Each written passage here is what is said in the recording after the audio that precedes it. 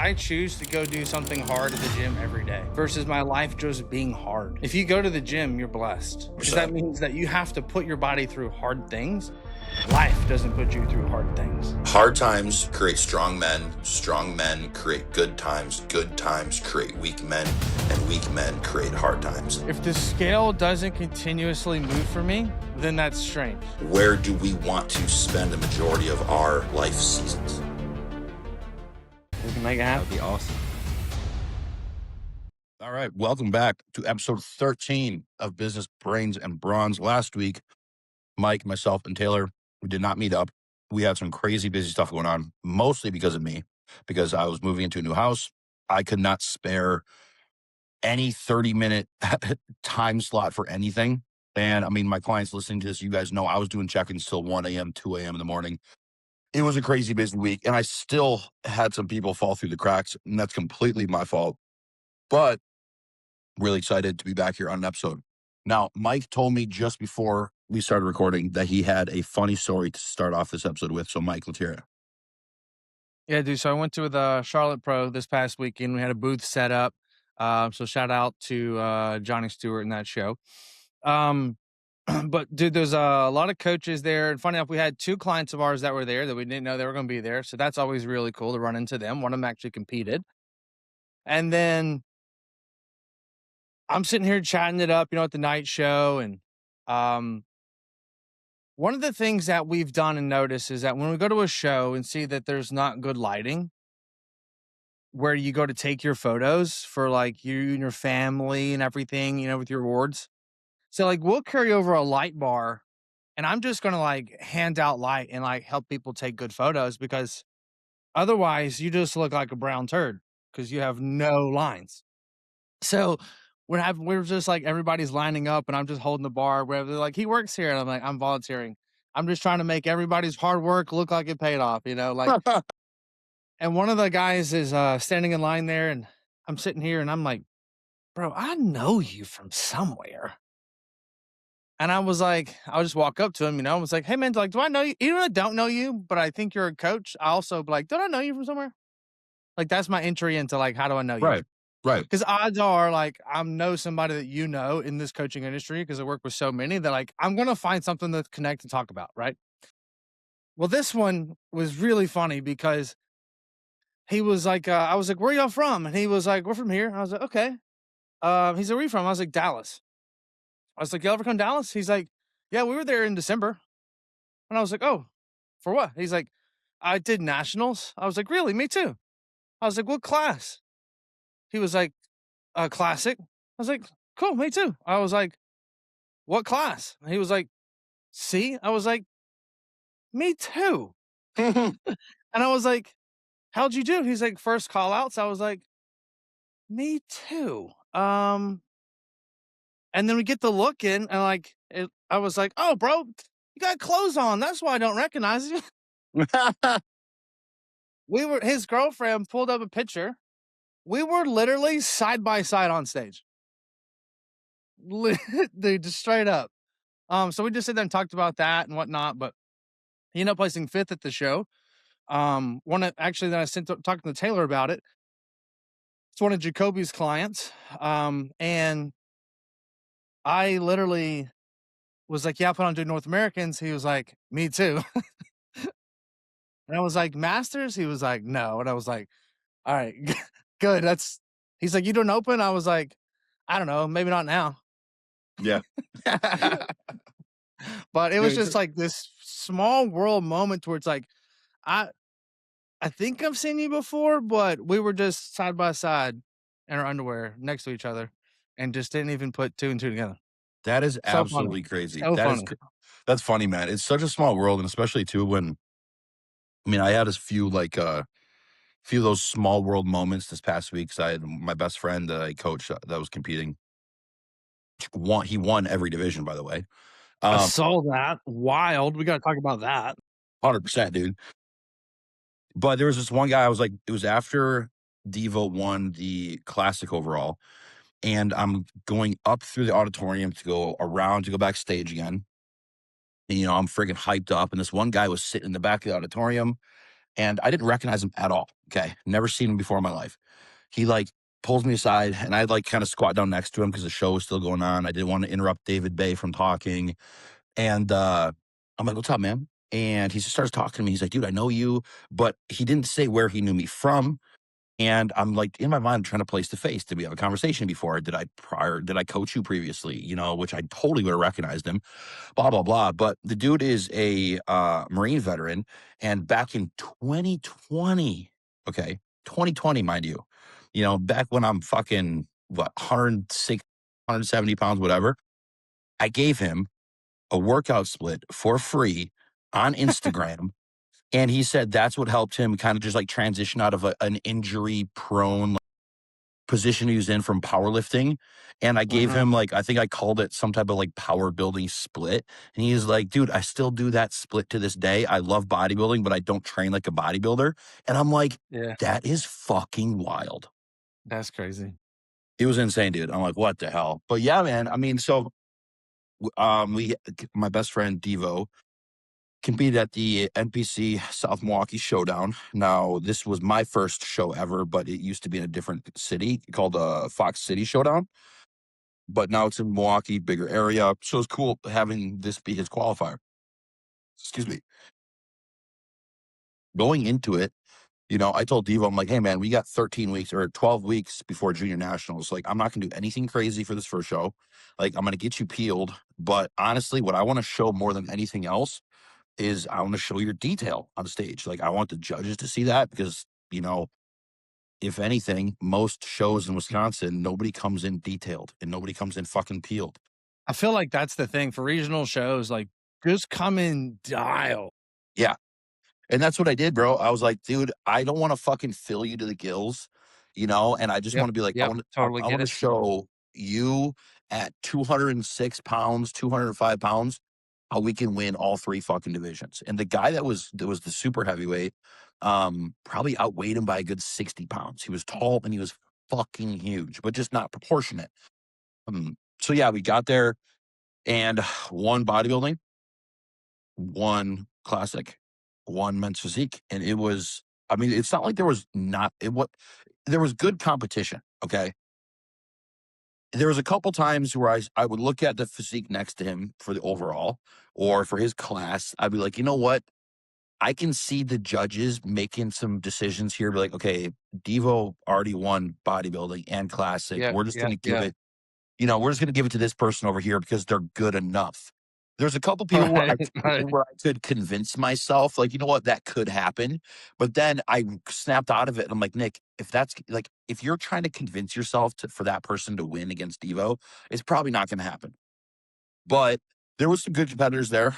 There's competitors that were definitely fucking shredded, but just like didn't have a good peak, whatever. But it was ecstatic, man. I was freaking super happy. And we didn't realize this, but I thought Anthony Mantello back in what 2 years ago or 3 years ago, I thought Anthony Mantello, you know, did what's it called, the triple threat, the trifecta or whatever people call it, or that's what he called it, and where you win all three division overalls. He only won the classic overall. He got second in bodybuilding and second in men's physique. So I yet have to find out somebody else that's won the overall for all three divisions in the same show. I'm still trying to find if anybody else has done it. Nobody in the Midwest has done it. I know that, but maybe somebody's done it elsewhere. But if nobody has, then that's gonna be freaking sick. That's what I mean. Imagine on the poster next year, there's gonna be like all the people are missing. Just That's one. There's literally, bro. gonna be That's one literally guy and then women. That's what David Bay told me. And before finals started, he's like, Nick, I don't know who won the show or not, but if I put money on it, I bet it'd be Devo. And I'm like, you think so, man? Like, I appreciate that. And he's like, dude, just imagine next year. And I'm like, in my mind, I'm like, David, he's not coming back here next year. Like, this is just our qualifier. And that's what I was thinking. And I'm like, I thought to myself, what's he mean by that? And Dave was like, bro, there's gonna be one person on the poster, and it's gonna be him. And I'm like, that's funny. That's Mhm. exactly what David Bay said. He's like, you know what you just did? Yeah. So he's either gonna probably be really large on the poster. They have the face. It's gonna be a good time, man. But we got 12 weeks of junior nationals. Doing actually a new training split for him this time around. I know his back can be better. So we're actually starting the week off on a Monday with no cardio on Sunday. We're starting the week off with training back on Monday, just back. And then Tuesday is going to be a rest day so he can fully recover from that back workout on Monday. No cardio on Monday or Tuesday. And then going into 3 days training straight and then 2 rest days. And it's just a 4-day split. Um, so we're doing things a little bit differently. We're putting more of an emphasis on his glutes because he's got loose skin on his glutes. Mhm. That would try to fill in a little bit more. Like you can see through the skin, you can see his lines, but it's just you can't tighten up loose skin with water manipulation. You know what I'm saying? I mean, you can to an I feel that. extent. It's my exact issue. Exactly. So, you can do it to an extent, but if it's to a degree. So the training split's going to be completely different, which I already made for him. Food's can be a lot higher in terms of we're gonna do a train day and a rest day plan now, instead of kind of like a carb cycle with highs and low days. But we're gonna do a much lower fat approach and a much higher carb approach for the first half of this, maybe, or until I have to change it. But yeah, and then fucking bringing his gear up decently.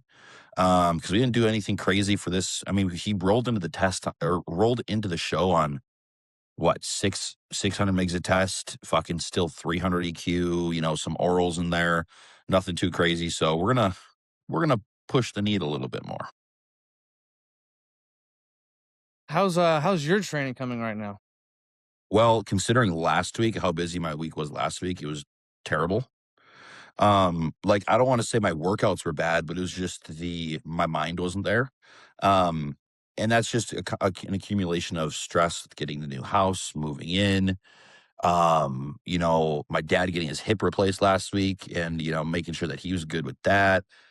Um, but also being peak week for Devo. So like my sleep was off. Like I felt so off last week, like my physique and my joints that 2 nights out of last week, I slept completely flat on my back on the floor. Weird, bro. Like that's not me. And I've got a good mattress. So it was just like my body was so out of whack where it just felt so good to sleep flat on the floor. But that's only temporary, Like I live now what 30 minutes from the gym. I'm out in the country. Mm, I mean, I'm looking across the road right now and I'm looking at a freaking like 5,000 square foot mansion. And it's a really freaking cool place to live. But it's just gonna be a change in my atmosphere, change in my environment that I gotta deal with, Gotta deal with a little bit more traffic now when I get closer to the city. So training time is not gonna be later in the evening. It's gonna be a little bit more midday. So I don't know, all changes that are different for me, but all changes that are different that come with exciting things. Yeah. So I mean, I'm good there. So my training this week's gonna be a lot better. I'm in my office right now, which is not set up at all, but I've got this really cool what it's called like a den in the house, but it's got two French doors. So I'm gonna have a completely like sealed off yeah, office with yeah, totally. Be nice. I've got huge windows right here, which I'm really glad to have. Yeah, man, I'm really excited for this chapter of life. I love it. I love it. I currently feel like I'm like, bleh. I don't feel stuffed anymore. I cut my food back a little bit as we're now coming up on like what 21 weeks. Oh, I just felt like really like super extended and just like a watery mess. And I'm just like looking in the mirror like, oh, you fat ass. Um, so I cut my food back a little bit, lowered my protein to help with the stomach. I kind of feel like we're going towards the last end of this push. I got like the end of May, or excuse me, end of April. I feel like kind of like just stalled as far as progress goes. I was like 239 this morning after traveling back. So I've been that way for probably like 2 weeks ish, give or take, in the mornings. Um, which is I know weird to say, but how do I put this? Um, if the scale doesn't continuously move for me, then that's strange. Mm, Because yep. it's been moving since August. Yeah. Um, and so I've also like lowered the food back down. So like I feel like I'm kind of in like a almost like a maintenance phase as far as like just trying to hit the scale to go up, but I'm also like just trying not to blow out my waist and just get fat, being that here we are 21 now. And so I've got like I said, I've got like 3 more weeks and then I've got 4 weeks off. I got a 100-mile hike. And then when I get back, I thought I was 16 weeks. I'm not. I'm 12 weeks. Oh, Big difference. So now when we get back from this hike, it's then we basically just gonna push hard for 12 weeks. So 16, I guess, and 16, I was like comfortable. 12, I'm like, ooh, like we should probably slow down on the pints of ice cream, right? yep. Yep. We should probably start to dial it. But at the same time, I'm like, well, here I am walking, right? I need to get up to where I'm doing 10 miles a day Yeah. to prepare my feet for the hike. So like we're gonna start the cardio long before the diet. Yep. 100%. Yep. So I'm trying to like find this balance where it's like, how do I keep the weight on as long as possible while also getting in shape and then also like burning fat? So it is gonna be interesting for sure. The I'm interesting curious, part like, about what's your that's take on doing the walking 20,000 steps a day as far as like uh pulling muscle down for the next 6 weeks? so, it's a peculiar situation because if you think about it, like you're doing two things within the confines of this contest prep that your body's not going to want to do. One, you're trying to get super physiologically lean as fuck, well on steroids, and doing a 100-mile hike through completely different elevation, completely different climate, environment, etc. So, with those two things at the forefront, you got to think to yourself, like, okay, is there an innate risk of losing tissue? Yeah. But losing tissue is also hard. Okay. Like, if you think about it, the terms fatigue and deload and management is way too fucking thrown around nowadays, in my opinion, from coaches and from athletes. Bro, it's pretty fucking hard to put yourself into an extreme muscle loss environment while you're on PEDs. Okay. Like, it's really hard. And on top of that, if you're getting coached by somebody that knows what they're doing, that knows how to prioritize the nutrients, that knows how to prioritize, the training split, the outcome of that, it's going to be really hard.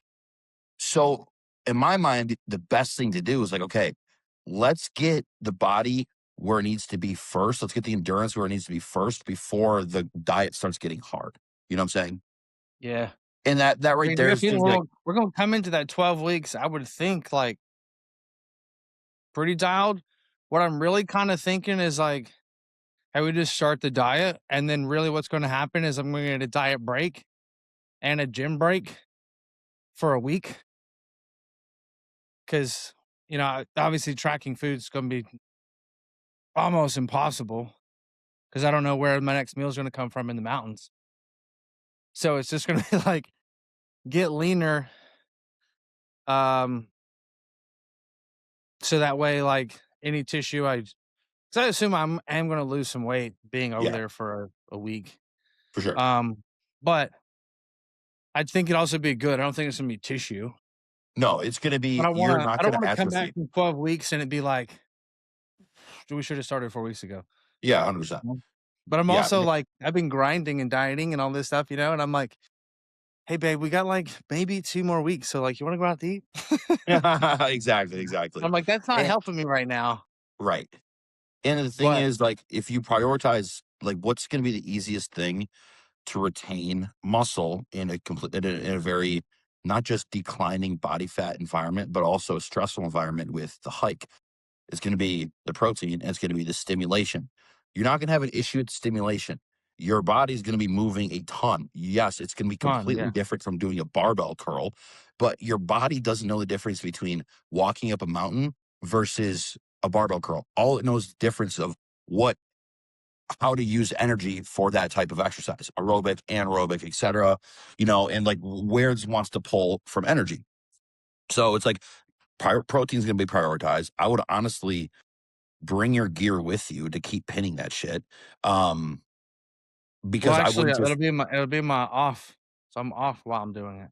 oh, that's going to be your cruise phase.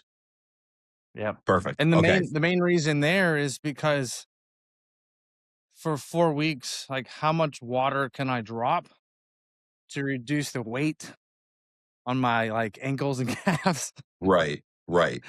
So I'm not, like, in a pump walking up the mountain, Yeah, dude, that would you know, suck, man. Imagine lower back pumps from growth hormone. or calf. You kidding? Calves. Oh, that too, dude. Jeez. Like, I mean, half of day 1, I'm, like, hobbling from just a calf pump. That would be terrible. So bad. But I So think that's what I'm trying to honestly, do. I'm trying to incorporate, like, calf raises, 10 miles a day. The last month, I'll do, Stairmaster, which actually I've been doing, like, a 3 days on, 2 days off, like, rotation. This week's kinda messed up with travel to the Charlotte Pro, and then I'm working out with, Elias tomorrow, so take today off as well because 'cause I'm training with him tomorrow. nice. So, yeah, I'm gonna look forward to that. We're gonna do, back and hamstrings. Ooh, hell yeah. So, after a 3-day rest, that should be pretty nice. Yeah. Um, but just trying to incorporate more calves, and then I did Stairmaster on, usually an off day. I'll do an hour on the stairs Okay. just to see where I'm at, and it's honestly not like, cardio-wise, not hard, No. like, at all. Yeah. Even with slew, like, I'm drenched, but cardio-wise, it's not bad. Calf pump will start to creep in, though, so Yeah. I'm just trying to, like, every time I think about it, I'm like, "Just got out of the shower, let me get 30 calves real quick." Just Do trying to you think about that type of stuff, you know? do you get any issues with like the anterior tibia, like the like shin splint cramps?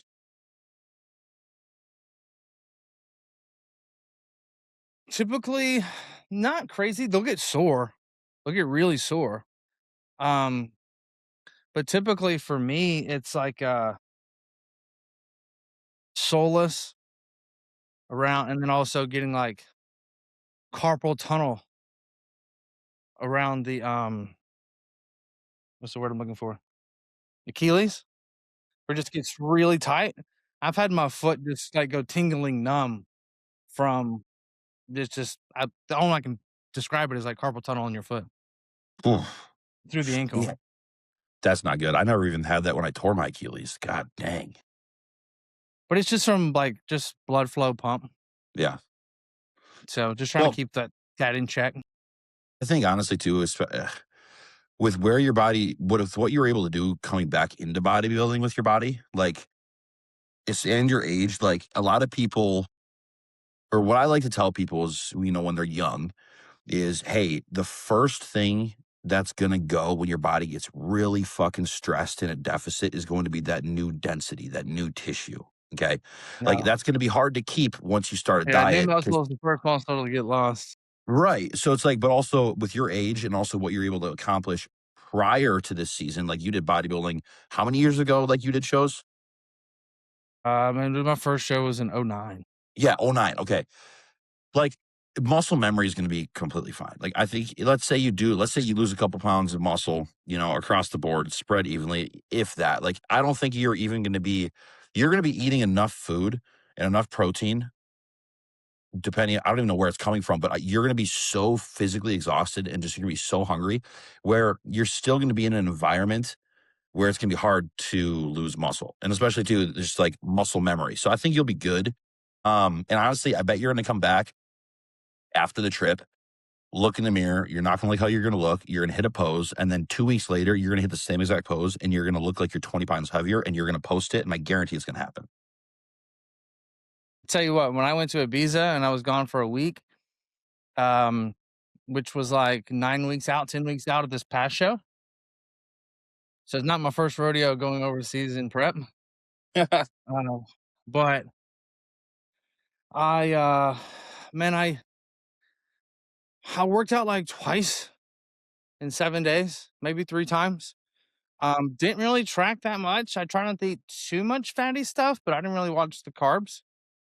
Um, and I'd eat as much protein as I wanted really. And I was full, like, every night, like, pretty damn full. Mhm. Came back, like, leaner and fuller. Bro, and the thing is, that's because dude, I'm telling you, man, food quality Overseas food? overseas. Yeah. Dude, I've got my international clients. I've got a client right now in Thailand, another one in Bali, and the one that's in Bali is he lives in the States, and I've known him for a long ass time, but he's living in Bali now for the next few months. Bro, I've had to bring his food up significantly, significantly. And when he moved there, we are in a cut, and he's natural. Okay. And it's crazy what his body is doing with this food. And it's just transforming his physique. He dropped like 12 fucking pounds right off the bat within the first like week of being there. And just from inflammation, bullshit. Yeah. I'm like, Yeah. dude, they poison us over here, man. As I mean, I'm one to talk as I'm eating a fucking muffin. You know what I'm saying? But like, but it's Agreeing like with this. that. Yeah, seriously, with a red dye 40 and all that shit in there. Oh, speaking of that, dude, you want to hear some bullshit? Sorry, I'm swearing a lot today. My bad. Do you remember when RFK was like talking about, hey, we're gonna ban all these dyes and colors, Yeah, yeah, all this yeah. stuff? So they banned them, all right, and then now they're back in these big ass food conglomerates, like because they banned them, and then these food companies, I think had what was it? They had up to 6 months to figure out a replacement to get them out. Otherwise, they'd be like fined or something. I don't know. Fine. Yeah. I heard on a podcast.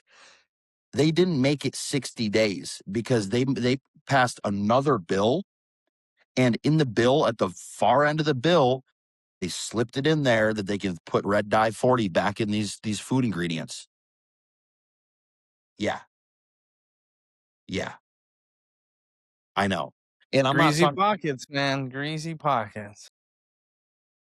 come on, cat. What are you doing? Get in here.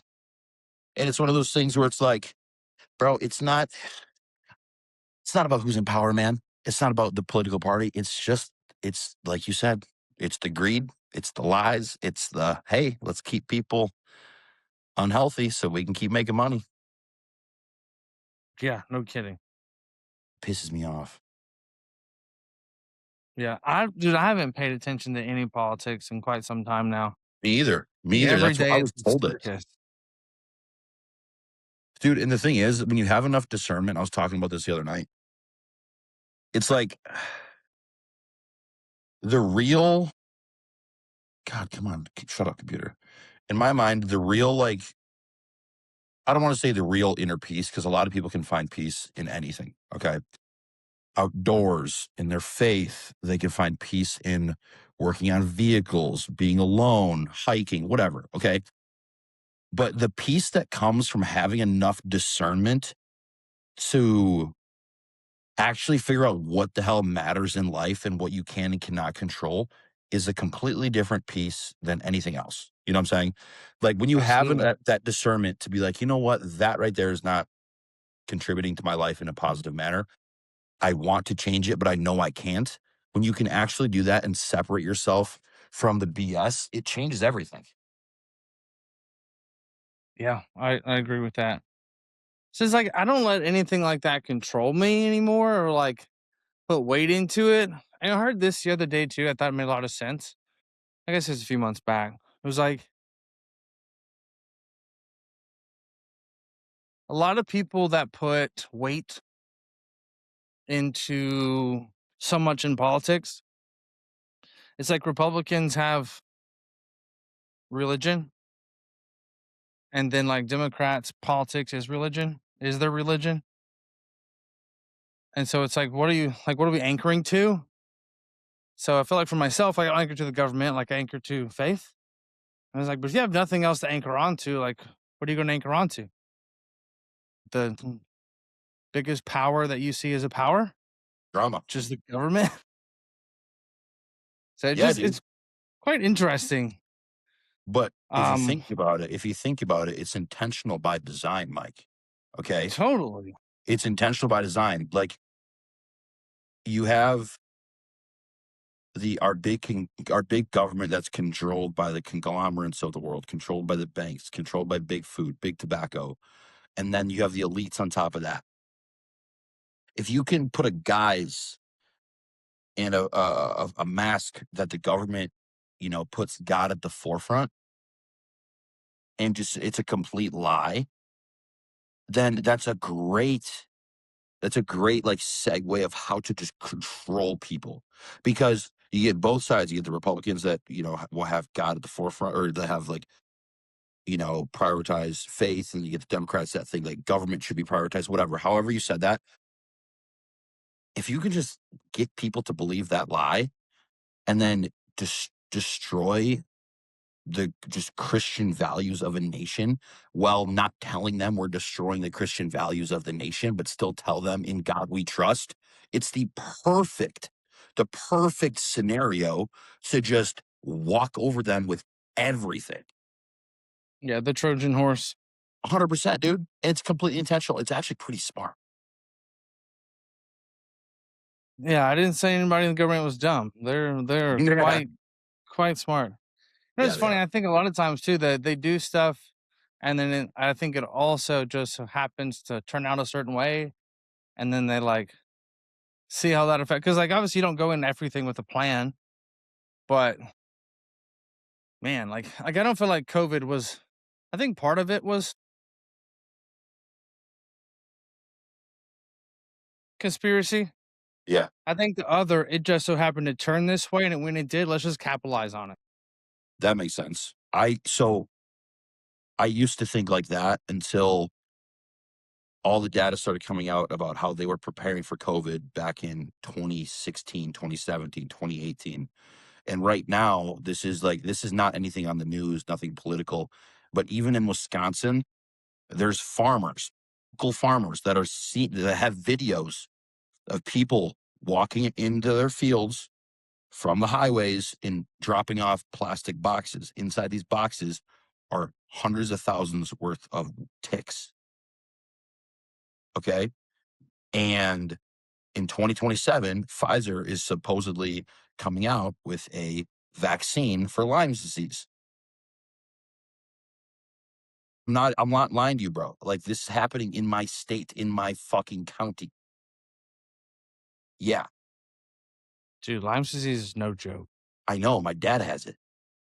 It's crazy. And so I'm in the belief I don't trust anything, dude. Like, we just went to the moon, or apparently we just flew around the moon.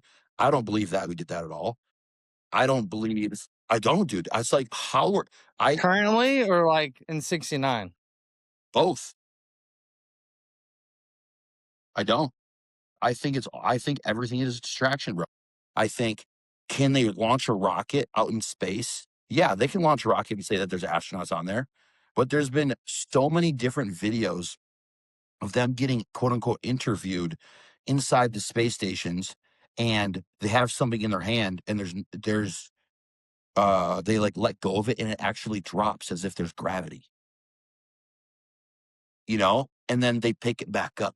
And I'm like, I don't trust anything, man. Especially too it's just with the stuff with I think COVID is something that I like will stand on, especially for like what I went through in college during this time. I think COVID was the biggest crimes against humanity ever perpetrated on the world. Mm. I do. Wait, you were in college during COVID? Yeah. God, I'm so old. Mike, have I ever told you my college story about fucking COVID? No, because I had a job and a business. Yeah, bro. Dude, I I had a graduated college. company. I was I gra- running coffee for cardio. It was actually the best year that company ever had. Ow. Yeah, man. To real dumbed down version of it. I never once wore a mask. I went to school. I went to my classes. Wouldn't wear a mask. I'd be like, I'm sick of this shit, dude. I'm getting tested weekly. I had COVID once, whatever. Um, I was the highest reported student on the campus for breaking the COVID mandates. Okay. It's funny. Now at the same time, all these same students that reported me are also the same ones that are out at the bars every freaking weekend, sharing drinks with each other, like all that, whatever. So the idiocy throughout this time period was stupid. Um, it got so bad where I would like my professors. I went into this one lecture hall one time, okay, and I'm at the front, and I'm the only one in the lecture hall of like 150 people, no mask on, and my professor didn't care. All right, my professor just knew what I like. He knew how I would walk in would cause a fest or a mess. And the paraprofessional was late that day because we had somebody in the class that was deaf, and she walks in, stands right in the doorway. She's like, interrupts the professor. She's like, "Excuse me, professor, but I'm pretty sure if unless I'm wrong, that we're still in a nationwide COVID mandate where everybody needs to have masks on when they're in the building." And then everybody just starts like whispering, and I'm just sitting there still writing my notes, and I'm like, "Oh my god!" And she's like, says my name, says a few more things. My professor starts to like start his lecture or whatever. So then I literally stand up, grab my shit, and I'm like, "Lady, if you're gonna make such a big deal about it, then just get inside this lecture hall." And then I start walking towards her. I pick up a desk that was next to the door, and I pick it up and I put it right in front of the doorway. I sit in the desk and I said, "Are you happy now? Professor, please continue your lecture." Just so like I wouldn't be around people without a mask on. The entire lecture hall just goes into applause. It was hilarious. But no, dude, I had FAFSA that was declined. I was meeting with the dean of students weekly, and she was like, "All right, these are your options. You either wear a mask or you get the vaccine and still get tested and wear the mask, or you get expelled because you have all these reports, etc." I've got all the data on this, dude. I've got all the emails still in a folder on my hard drive. Everything. One of the chair people of the School of Kinesiology there worked for the CDC for 13 years in New Jersey. Okay. She emailed me one day and she said, "Hey, Nick, I hear, what you're going through. Like I'm on the brink of expulsion." She's like, "I just want to meet with you and, talk about this." And in my mind, I'm thinking to myself, like, okay, this lady probably wants to like help have me weigh out the pros and cons. Like, is this really worth it? Like you taking it. Sure. No, I Totally. wasn't causing a fight. I wasn't back talking anybody. It was the students that were the issue. It wasn't the professors. Okay. And when the students aren't happy, then that gets to the administration. The Yeah. That was administration no doesn't get problem. their federal funding when people aren't listening, et cetera. So, and it just came back to me. I walk in there and she's like, "Nick, can you close the door, please?" And I'm like, "Oh shit. Okay." She's like, shakes my hand. She's not wearing a mask. She's like, "I respect the hell out of what you're doing." I'm like, "What the heck?" Anyway, long story short, she worked for the CDC. She tried everything to get like a medical mandate, so that were medical reasons she didn't have to wear the mask, a religious one. The school kept denying them, etc. Now she's the only person on campus with her knowledge base, with her reputation, with her um, prior experience of working with infectious diseases, and they refused to put her on the COVID committee for that school. So she asked, she's like, "Hey, can I sit in on a meeting?" They said no. So then somebody else, okay, that she knew that was in on the COVID committee, she talked to them. She got them to record their meeting. Not once did they talk about the safety of students. Not once did they talk about how they would slow the spread. It was all about funding. Mm. Yeah. And I listened to the entire recording. Crazy. Yeah. That's what I mean, that I believe it. that right there is Um, why I don't trust why I don't trust anything, and that's why I only trust the trust God, trust my faith, and I trust good people. yeah. That's it. That's it. My wife is like that to where she was so adamant on things like that. And of course, I just obliged and was like, whatever, like, I want to do this. So I'm going to get on this flight. So I'm just going to put it on. Not my wife. Um, she wanted to get LASIK done. So I was like, okay, I booked an appointment for her to go in. Now, granted, this was like in 2022. Okay. And They walk in. She walks in 2022, and they're like, "Man, we need to put a mask on." She was like, "No, I don't." I'm like, "Man, you can't see the doctor without it." She was like, "Okay," and then turns around and walks out That was of the me. appointment. That was I'm me, like, bro. "You obviously didn't want your eyes on that bad." I mean, like, my dad was still working as a cop at that time, and my dad told all of his deputies, like, "Hey, if you guys, like, get dispatched to respond to a call where citizens are complaining about somebody that isn't following the mandate, just don't go to the call." And my dad was telling his deputies to for businesses that were getting, like, you know, getting little heat for staying open, my dad literally would go to tell his deputies, "Go to the businesses." My dad bought a bunch of black curtains, and they would hang his deputies would help hang black curtains in the windows and garbage bags in the windows just so people could not look inside. And like my dad was like, "Yeah, I'm not here. I didn't swear an oath to protect the government. I swore an oath to protect the fucking people." You know, that's what my dad was like, and that's probably where I get it from. But like, That's awesome. I've got a list of all the businesses in my hometown that refused to let me in or shop there because I didn't wear a mask, and I'll never shop there again. And call me petty, but hey, you were petty for not having me come in without a mask on. I'm just not going to shop Sure. there anymore. You know, the beautiful thing about business is you have the right to serve who you want, and as a Yeah, consumer, I have the right to go where I want. yeah, pretty much. Simple as that. If I don't wanna That's serve you, I don't have to. yeah, I mean, I have refunded people's money and said, "Go away." yeah. You know, I'm obviously like the same government to put those mandates in place. I'm also thankful that government lets me do that too. I agree. It's just, man, it's just like one of those things where it's, man, we have some really amazing things about this country, but sometimes like just I agree. some blunders. But at the same time, I wouldn't go anywhere else. Like so some stuff you just take on the chin, you know. For I agree, those that man. say like America is terrible, I don't understand it because you won't Oh, leave. trust me, dude. Yeah, you won't leave. And then I've got my two siblings were born in Liberia, Africa. And it's like Africa's not a fun place to be, bro. It's not. But anyway, going back to talking about discernment, it feels good knowing that, hey, we've got the discernment to have a glass half full type of approach when it comes to these things. Hey, What did this you may suck, but hey, at least we're able to do this and this. And if you don't look at it half full, it's like, well, dude, your life must suck. Yeah. And the truth is that if you're listening to this podcast right now, your life ain't that damn bad. No, man, you got a $1,500 phone that you're watching this on. You're watching it on an 85-inch flat screen TV.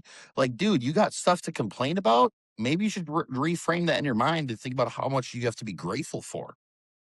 Dude, I've been to Africa, bro. Like the fact that you have a fridge or running water. Like there's so many little things that we don't consider, like a refrigerator, like your chicken's not room temperature, or there's flies on your stuff, Yeah. right? Like there's just like such the little things. Um, that I don't think people like really consider and they just like complain about. So it's like I think that's where happiness really lies is on like, well, I know that's where it lies. I don't think it. I know it. It's based on the gratitude level in which you have. Yeah.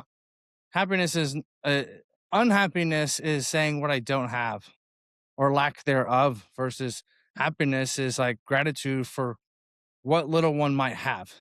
Yes. And having that gratitude at the lowest of lows is still far more superior than have gratitude at the highest of highs. Yes. I look at this too. Is like I choose to go do something hard at the gym every day versus my life just being hard. If you go to the gym, you're blessed because that 100%. means that you have to put your body through hard things. Life doesn't put you through hard things. Right. And sometimes, hey man, this opinion may be not popular. I think a majority of people don't have enough hard shit happen in their life. No, what's that phrase that basically says that like a hard life creates a hard man, and a hard man creates a soft or an easy life, and easy life creates a easy son, and just like Yeah, yeah, yeah. this circle. So it's like the harder Yes, the life, the softer the person will become in time, and then the yes, softer it becomes, they have to be then creates hard. So it's like this cycle yes. towards it's the silver spoon method, right? It's like just goes in this whirlwind of like from the bottom is actually where you make it to the top. When you're Yes. at the top, it's just now at that point more than likely a race to the bottom from easiness and softness. Hard times create strong men create good times create weak men, and weak men create hard times. That right there is so true. Hmm. So I think when you read that, you think to yourself, well, I can't do anything about that because it's just the silver spoon method. It's just like secular, and it just is what comes first, the chicken or the egg. But how I read that is, where are you going to spend the majority of your time in your life? You know what I'm saying? Like, you have the chance to choose, you have the opportunity to choose. Are you going to be the person that creates hard times for your life and other people around you? Are you going to be the man that stays strong and you create good times for the time being for your family, for your friends, etc.? Because I feel like we have the ability to make the decisions and have the free will to be the strong man that creates good times, but then we can make decisions that are the wrong decisions, and those good times create us to be even weaker. You know what I'm saying? So it comes down to, where do we want to spend a majority of our life seasons? I think also too, since it's what's passed down to the next. It's does the work ethic follow or does it get lost? Exactly. The work ethic is the piece that defines the real vicious cycle of it. Because you see, like people that have kept money for a long time inside of a family, like a ranch, for example, it's because they each have to work hard. Yes. And that's why that one that doesn't work hard doesn't get the ranch. Uh-huh. It's the other son who does. Uh-huh. That's usually work ethic is what continues the good times along Yeah, with the hard man. that's a great I perspective. had a great life. My dad come from nothing. A nice, blue collar, worked for himself, middle class through and through. Um, Work ethic was like highly instilled. We're like took away allowance at like 13 and I had to do of $20. And then it went to me having to chop firewood for a living. Like, no more getting paid. You earn your money now. I'm gonna give you a business. So it's like just having to have this instilled. I didn't get a choice. But hey, you want to go to work today, son? It was you're going to work today. In fact, I'm waking you up. I'm going to pay you for it because everybody should be paid for the work in which they put in, but you don't have a choice. Percent. You don't have a choice, bro. I Did you ever have to walk to school?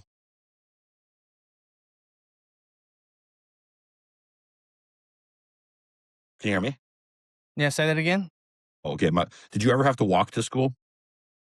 I did not walk to school. Really took the bus. My mom would take us to school because our school was probably like the 70 miles. Yeah. Yeah. So it was a trip because I was on the Yeah. outskirts of where our school was of town. Uh, But because I was like either the first person picked up in the morning or the last person dropped off on the bus. So like the bus ooh. sucked. Yeah, bro. I remember the bus.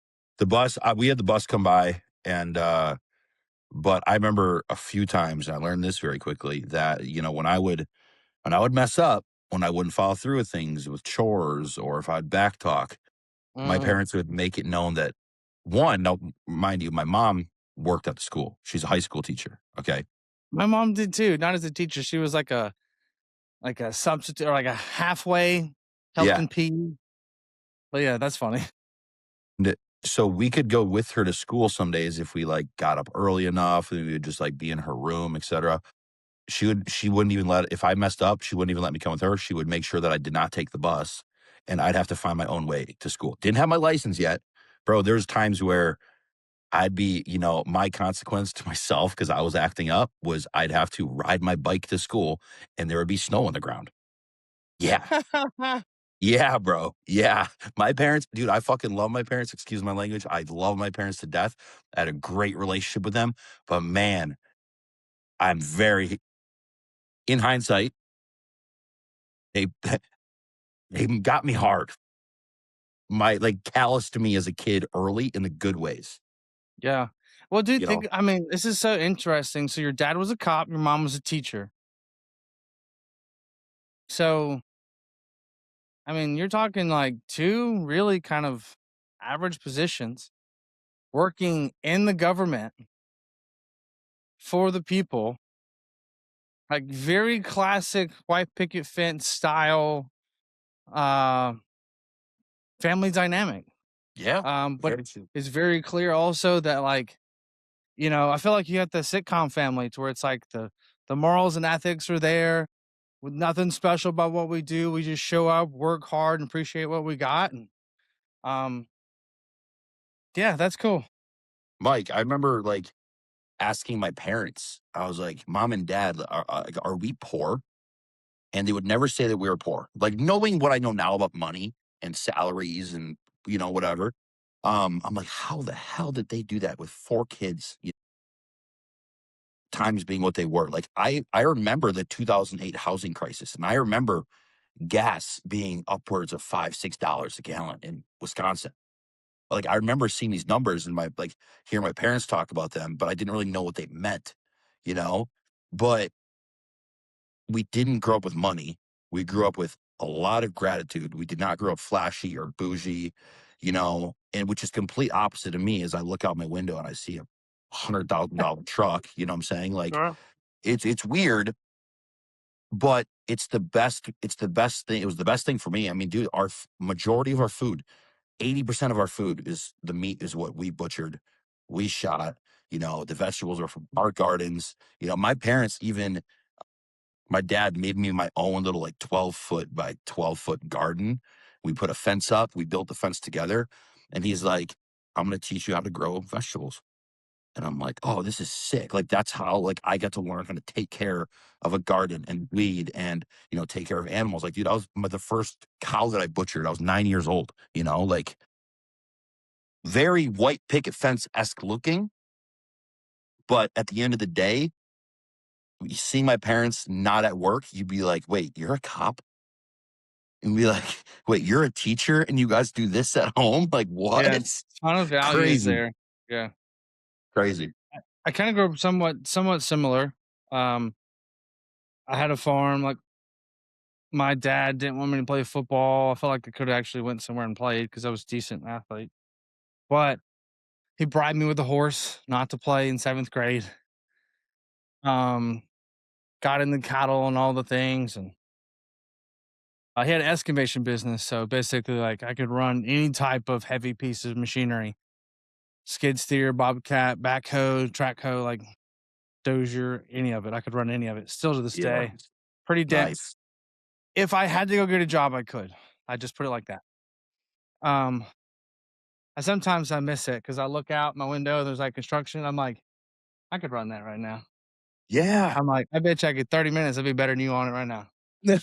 I did it for 15 years, from 5 to 20 basically. Yeah, But anyway, so I had that same type of like lifestyle. Grandpa was a farmer, mhm. and it was just I always make the joke that my dad would laugh if he knew how soft my hands were. Yeah. Because I grew up with shovel or an axe or something in my hands, and now I just type with the keyboard. Funny enough, though, since I started to go back into bodybuilding this past year, they're pretty calloused up in comparison to what they were 2 years ago. But they were like butter soft. Like it was like that's interesting, Yeah. but That's hilarious. Well, I one I thing, think I one think that's one of the things that's lacked though. Sorry to cut you off. Is like I just want to hit that home. Is like everybody's got goals of wanting to build a great life for themselves, but the biggest mistake you can do for your kids is giving them a life versus letting them be in yours and then they earn theirs. yes, Because I think I struggle with that thought process. If I'm going to have a kid, I work from a computer. How in the hell am I going to teach my kid anything about work? Am I have to buy something so I can make something up to put a shovel in his hand? You know what I mean? right, right, Like why do I need land? I don't want yeah, it, but I got to teach my son work ethic, so I got to go get a fence so I can make him build it. Like yes, how do I 100%. instill those things? You know what I mean? So it's like just don't. All we want to do is provide for the ones we love. But in fact, that also can be the biggest curse. Very true. So I know a lot of people that grew up with very loving and providing parents. A lot of times that providing came from the form of, hey, don't worry, I'm going to pay for all your hockey gear this year for hockey season. I'll drive you around for tournament season, or, every week you get $200. Yeah, that was providing, but they also have a shit relationship with their parents. And also, you know, just because their parents were loving doesn't mean their parents kind of raised them how they should have. Um, but hey, hindsight bias is a gift. But one thing, okay, kind of like a quick spin around here that you and I were talking about off air before this podcast was going to the business side of things as we close out this podcast. You guys at AR are starting to reformulate your offer. Now, I don't think we've talked about it a whole lot, but for guys listening, um, you know, tell people what your old offer was, why you guys tried to transition into this new approach, and what the net positives are for this new approach for AR. yeah, so first and foremost, what we do is we set up online funnels for fitness coaches, everything from text messages to new applications, calendar systems, automations, kind of like everything required to acquire and get a new lead to turn them into a customer and then onboard them through contracts, etc. So we try to take 17 softwares, put them into one place. However, if you have a really great system and no strategy, that's like having a really nice Ferrari with no gas. Like you might as well take the Corolla. So for us, it's like, yes, we're going to build you a Ferrari of a sales engine. However, some of you already know how to use it. And some of you are like, what kind of gas does it take? I'm not sure how to drive a stick shift. Why are there 3 pedals? So for us, it's like, how do we teach you how to do it? In today's industry, in the mentorship space, there's so much around just calls. And there's nothing that's like hands-on. So what we've decided to do is make it to where you can get the software only and continue that same offer that we've always done, or you can now work with us to where you get the software. You're essentially buying also a ticket to come in person and be in a group of 5 people. Like, try to get you in within the next 60, 90 days. So we do one a month right now. And you also get 2 one-on-ones with me that I'm really kind of like realistically not charging for. I just want to incentivize you to show up in person. But it's like, how do I kickstart the business with strategy before we just give a funnel? And so I'm basically saying, hey, I'm going to give 2 hours of my time for everybody that signs up and gets the what we're calling the growth package, to where it's like, we're going to give you the funnel. We've given it over 800 coaches. Then I'm going to give you a ticket to in person that's normally 5 Gs. And then I'm going to give you 2 hours of my time where I charge 3,000 for. Yeah, So it's like, we want to try to like, how can we kickstart this, show you how the engine works, give you the fuel, everything it is you need, because I'm already giving the Ferrari.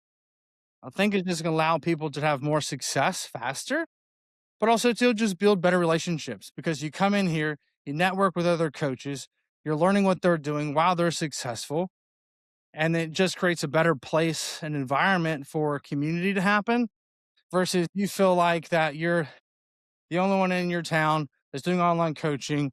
You kind of feel left out. The only people you know are people online.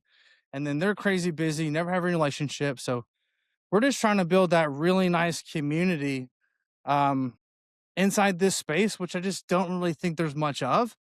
That's why we're also doing all the events at all these bodybuilding shows this year. Just how do we just get out and build community with people and network and shake hands and build more trust. So that's really what it is. Perfect, perfect. Yeah, I think that's gonna be huge, man. Like when it comes to the deliverables now of getting them out there, meeting with you one on one. Like you're not intentionally trying to upcharge them. Hey, but guess what? You come to me and I'll give you 2 hours of my time and you're saving $3,000. No, man, like Yeah. I don't get that. A lot of business mentors do that in our industry. And what they also do is you and I have talked about this is, hey, I'll scale you from 0 to 10K a month. You got to follow these modules. And all they do is they put you in a goddamn Facebook group chat, Yeah. or a Facebook This is what group. we That's want what to it is. prevent. Like, do we know human behavior. Your clients struggle to show up to any type of group calls. They struggle to show up to anything that's not one on one. You, as a fitness coach, ain't no different. You don't show up to the group things. Odds are you haven't completed all the courses that you purchased in the past.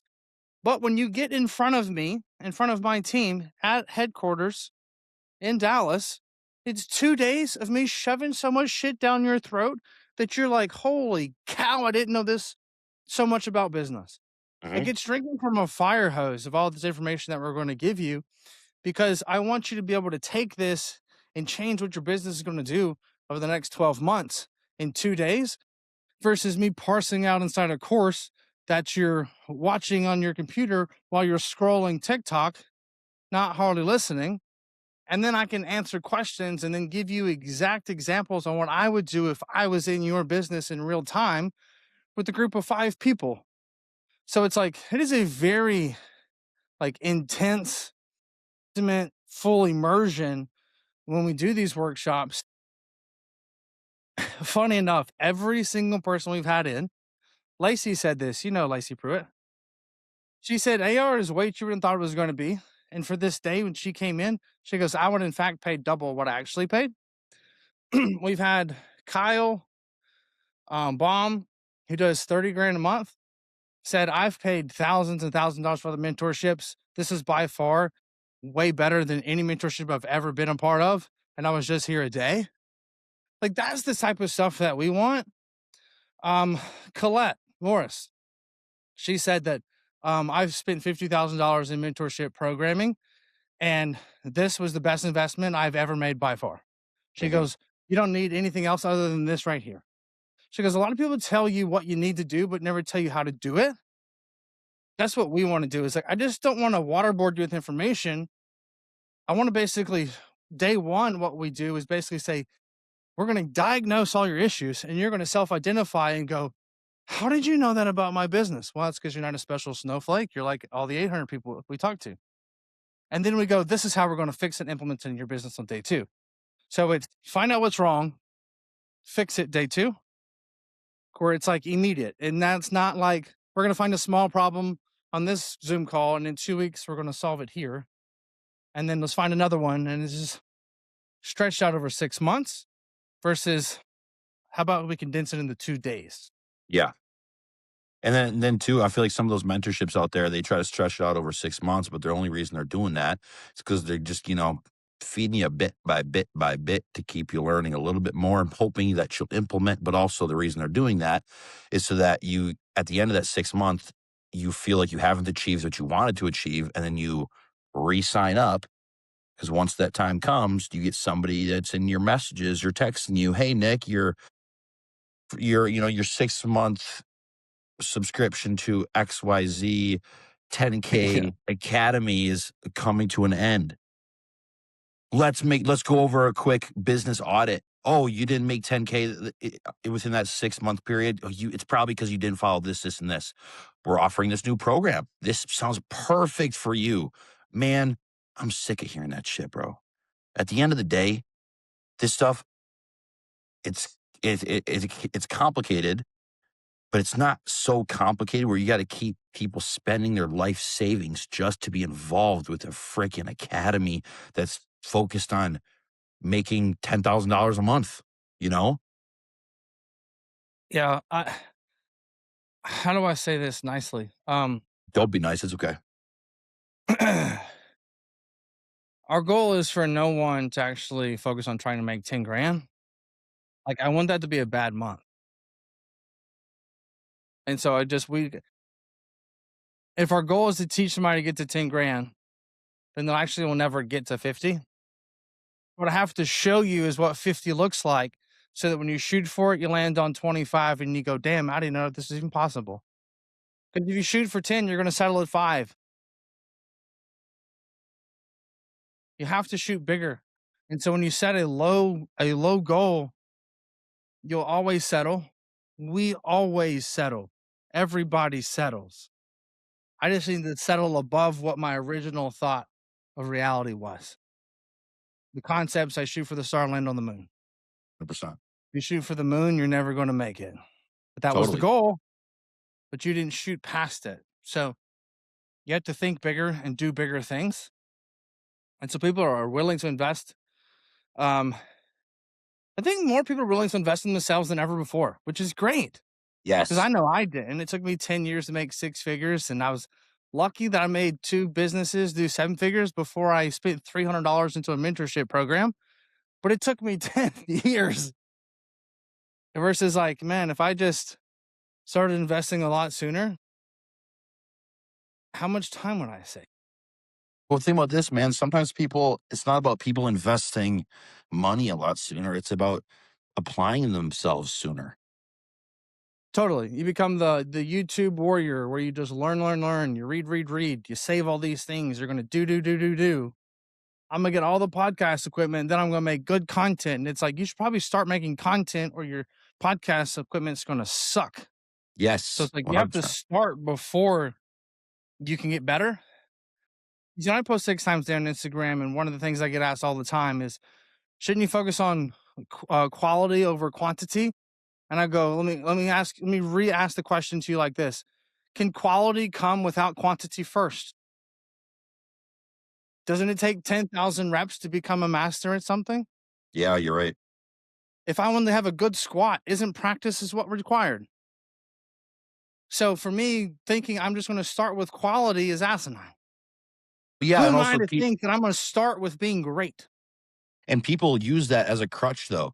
They To think to never themselves, start. yes, they think to themselves, though, oh man, like quality over quantity, quality over quantity. Bro, there's such a nuance to quality over quantity because it has to depend on what you're talking about, man. Like when it comes to you doing content, posting content 6 times a day, quality over quantity, you've already figured out your voice, who you are, how you operate, what you talk about, what hits for people. Okay. That's not you figuring out the quality of your message. That's you knowing that, you know what? My people just react better, perform better, my engagement's better when I just talk to the camera. Some people try to search and search and search like they're looking for their quality somewhere within like getting a camera, having the best office to take content in, etc. But they don't ever achieve it because they paralyze themselves by overanalyzing what is actually needed to be done to achieve it. You know what I'm saying? Dude, I was talking to my buddies last night. I have not edited a piece of my own content. I've not edited a video or thought about what I was going to make for a video in close to 2 years, probably 2 years, because I have a videographer now. But also, my entire voice is about just being real and just being, this is how it is. This is what you do. If you don't like it, then you can screw off. But I've also I've also realized, you know what? I need to when I meet with my videographer when I'm filming, dude, I'm cranking out 6, 7 reels in that session. I may post 6, 7 of those reels within the next 2 days, you know, because of whatever. But I'm kind of going off tangent here. But some people I hear it all the time as a coach. Not as much anymore, but a couple years ago, all I used to hear was, Nick, I want to get into bodybuilding, dude. But I'm just like, I just bought this new camera. I'm trying to learn how to use it so my content's good. That's what all I used to hear was, I'm trying to do this, this, and this. but I'm not doing that. I'm just putting that on the back burner because I'm placing a priority on the optics of it. And people don't Mm. realize, like, yo, man, you've got a freaking AI of a phone in your pocket right now. That's all you need right now to take your content, to make your content. And guess what? If you want to get into bodybuilding, who gives a shit about what your content looks like? Are you trying to get into bodybuilding? Or are you trying to grow your following? Because they're two completely different things. And I think we do live in that society where people are putting too much weight on how things look to other people. Mike, you post a piece of content and you're driving your car, all right? And you're just holding that phone up, holding it right up to your, yeah, it crushes. And guess what? You don't care about the angle of how you look on that selfie camera. You don't care about, what part of the city you're driving through as people see it through your windows of, like as you're driving. You just film, press record. You know what? Maybe I didn't want to post this at the time because I felt off filming it. I'm going to post it anyway. That's how people got to be when it comes to them trying to achieve their business goals. You know what? I don't have any systems right now. I have a plan. I've got a strategy, but I don't have any systems for it. But they think to themselves, you know what? I'm gonna sign up with AR once I hit 10 grand a month. Dude, where is this 10 grand a month coming from if you want to hit these business goals?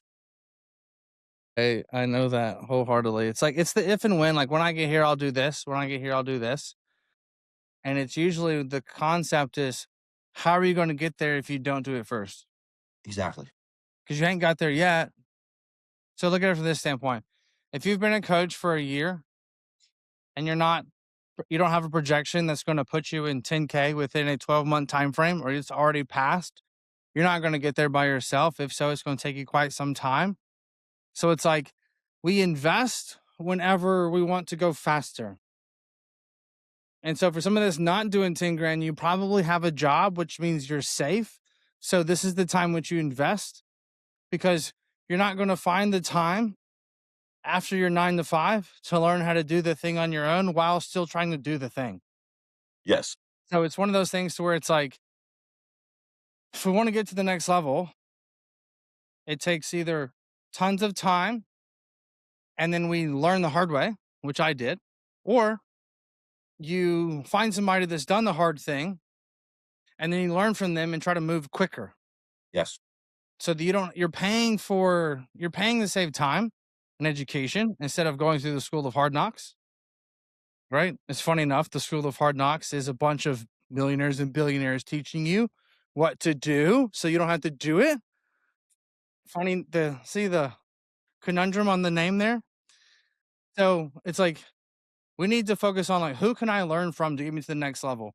I don't care if that's a friend who's a coach that's successful. If you're afraid to ask them for help on how they did it, it's like you're never going to get there.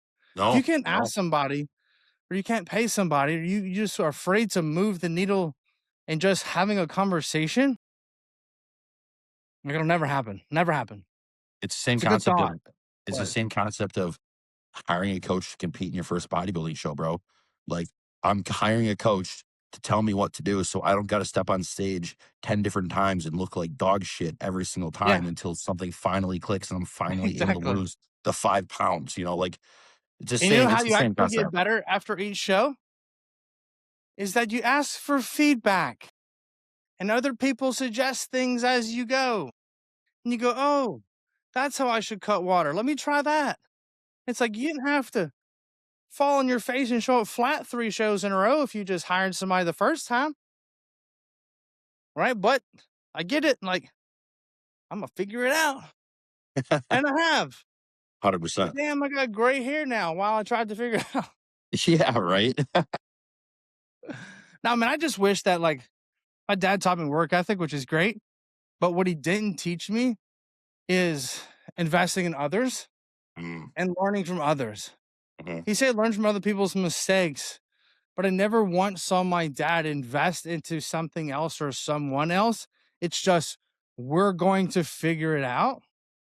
And that's what I always taught myself. We're going to figure it out, which Yep. is why I never quit. Yep. Because quitting's just not in my blood. I was like, we're going to Which figure it is out. not We're a going to figure it bad out. We're gonna figure it out. exactly. It's not a bad thing. He taught you not to No, quit, but at the same time, him teaching you not to quit indirectly taught you, damn, I'm not quitting. But from this quitting, I'm learning what not to do again. And you figure out along the way, damn, invest. That right there is the next puzzle piece of the puzzle. You know what It's I'm like saying? working hard, but he never taught me to work smart. Exactly. Yes. Like You know, think about him.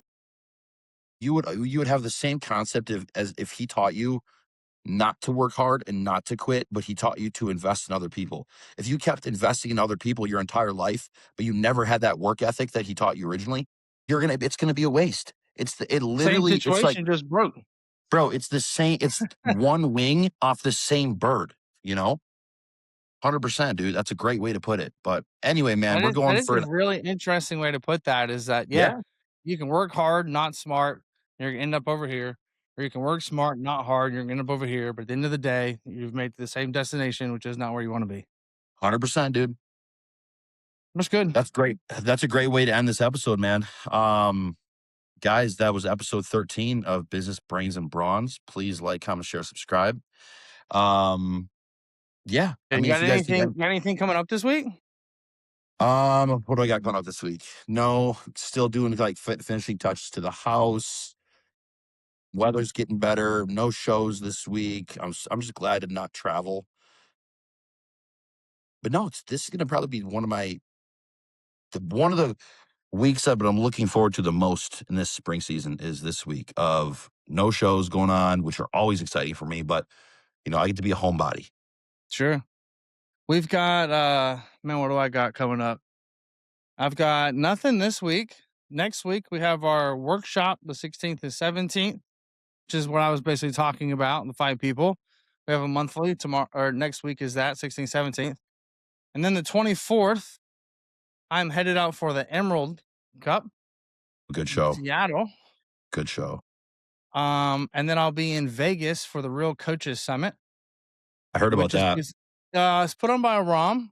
Really great show, man. Like not show, excuse me, event. Or it's like I tried to speak at it and he was like, sorry, I don't let any people speak on business, only on continued education. Oh, So I respect it, but I still got a booth because tons of coaches and I'm gonna go network and I might not sell from the stage, but I can sell from the sidelines, baby. that's true. But it made a bunch of good connections last year. Lots of really good people, not quite in the bodybuilding space, more like functional health and health side. But still a lot of good people there. And yeah, I think that's all I got. And then and then May hits and I'm just like show. That's another thing, dude. I gotta travel while prepping Oh yeah, I know. a lot. That's a lot, dude. You'll So handle it. You'll be able to handle it though. Don't yeah, worry. I'm not crazy concerned, but still a challenge. You don't got any more hair to lose, so you're good. You're not gonna have to stress about that. No, that'd be good. That'd be good. It'd just be like 4 a.m. I gotta go get up and get my steps in before the day and bring all my food, which I do anyway. But that's all right. I'm Prepping, trying to do a better job of letting people know where we're going to be so that people can show up and say what's up. So nice. Emerald Cup, Seattle. We'll see you guys there, whoever's up there. Sweet. It's a good show, man. Well, guys, we will see you back next week on episode 14. Next week, we're going to make sure Taylor's with us. Hopefully, fingers crossed. But he's been killing it with the clinic, so we're proud of him for busting ass. But me and Mike held down the fort today.